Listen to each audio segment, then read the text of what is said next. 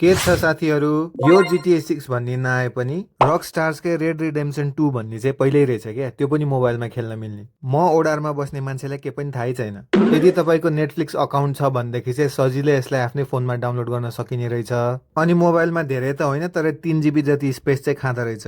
अनि 2000 years later पछाडि चाहिँ गेम डाउनलोड भयो। आफ्नो पेसेन्स, मोबाइलको स्पेस अनि इन्टरनेटको स्पिड चाहिँ बेला बेलामा चेक गरिराख्नु पर्ने रहेछ।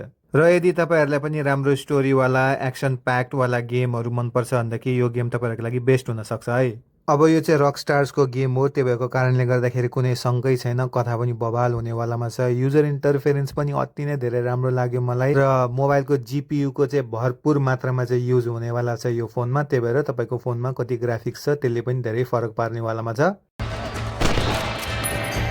अब माफ गर्नु होला, गेमकै साउन्डलाई हाल्न मिल्दैन किनकि अब फेरि कपिराइट स्ट्राइक आउँछ फेरि। आफू फेरि GTA भाइस सिटी र स्यान एन्ड्रेस खेलेको एक्सपिरियन्स परेको प्रो परियो, फेरि यो गेम के हो कस्तो कस्तो भयो सुरुमा। अब बिस्तारै बानी पर्दै जाला, तर सुरुमै खेल्दाखेरि नै मलाई चाहिँ एकदमै धेरै रमाइलो लाग्यो। दामी छ यो गेम। इफ अल्छी लागेन छ भनेदेखि चाहिँ यो गेमको अरू एपिसोडहरूको विषयमा नि म कुरा गर्नेवालामा छु। ओके, आजलाई यति नै। र यदि तपाईँहरूलाई पनि यस्तै गेम मनपर्छ र तपाईँहरूसँग पनि नेटफ्लिक्स अकाउन्ट छ भनेदेखि go and check it out.